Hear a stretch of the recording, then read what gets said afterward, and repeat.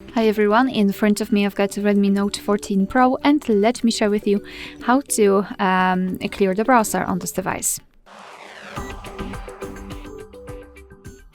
So let's begin with opening the browser. In my case it will be Google Chrome, but no worries, this operation is pretty similar in all of the browsers which are commonly used.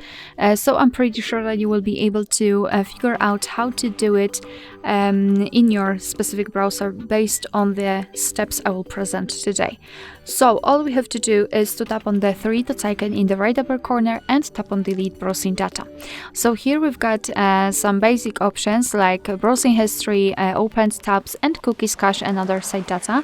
You can change the time range from last 15 minutes to, for example, last 4 weeks, and then tap on delete data. However, if you want to remove some advanced browsing history, tap on more options, and then here you've got them. So saved passwords, autofill from data and site settings are advanced.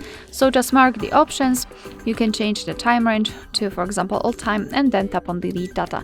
And this is it. We just got back to the home page, which means that we just successfully removed everything. Alright, so that will be all. Thank you so much for watching. Please hit the subscribe button and leave the thumbs up.